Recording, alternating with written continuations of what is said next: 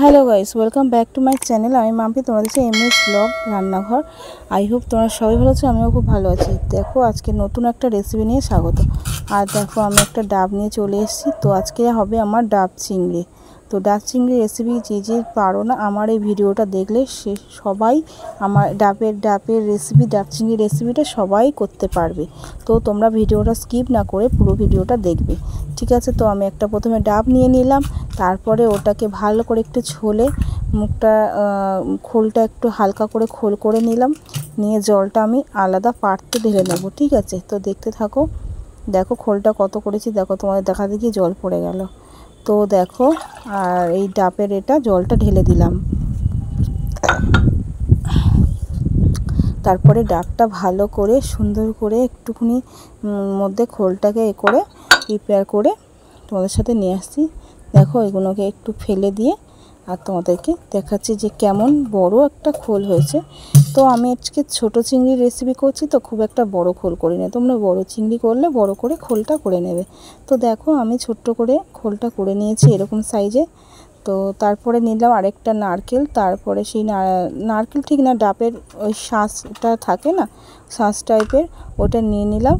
আর একটা ডাব, তো ওইটা আলাদা করে নিয়ে সাইড করে দিলাম। আর এদিকে দেখো সর্ষেটা খুব ভালোভাবে আমি বেটে নিচ্ছি।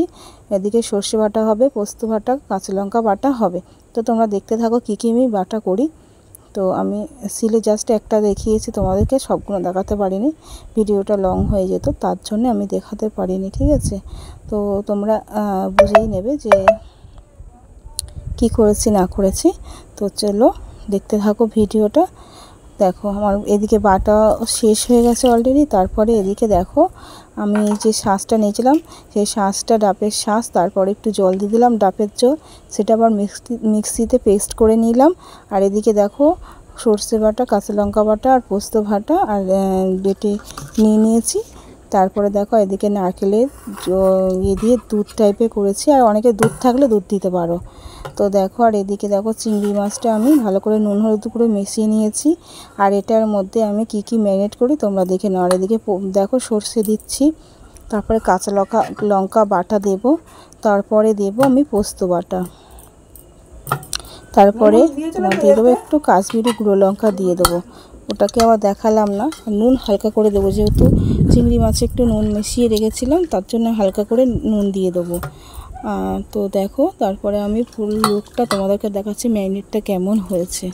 আর এদিকে তারপরে দেখো নারকেলে যে এটা করলাম, জুসটা করলাম নারকেল আর জল দিয়ে, দুধ টাইপের বানালাম, সেটাকে আমি দিয়ে দিলাম। দেখো তোমাদেরকে দেখাতে পারছিলাম না বলে ভিডিওটা আমি পরে করে তোমাদেরকে দেখাচ্ছি, ঠিক আছে? তো দেখে নাও এইরকম কালারটা আমার এসছে, তো দেখতেই পাচ্ছ। আর এটাকে আমি ডাবের মধ্যে ভালো করে ঢুকিয়ে নিয়েছি।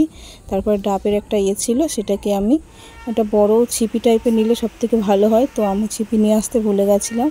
তো ওটাকে ভালো করে আটা দিয়ে ভালো করে বন্ধ করে আমি গ্যাস ওভেনে প্রায় 1 ঘন্টা মতন বসিয়ে রেখেছিলাম। তোমরা 1 ঘন্টা মতন গ্যাসে বসিয়ে রাখবে, লো বাই হাই, মানে লো একটু রাখবে, তার উপরে একটু রাখলে এটাকে 1 ঘন্টা মতন রাখবে। দেখো আমার ডাবটা পোড়া লেগে গেছে।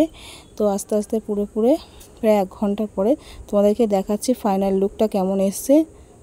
দেখো ডাবটা আমি নামিয়ে নিলাম, ধোঁয়া বেরোচ্ছে দেখতেই পাচ্ছ। আর দেখো ফাইনাল লুকটা এইরকম এসছে। তোমরা বাড়িতে ট্রাই করো প্লিজ, খেতে খুবই ভালো লাগে, গরম গরম ভাতে তো খুব সুন্দর লাগে। তো দেখতে থাকো ভিডিওটা, কেমন লাগলো কমেন্ট করে আমাকে জানিও। দেখো এরকম গরম ভাতে এরকম সুন্দর একটা ডাব চিংড়ি রেসিপি।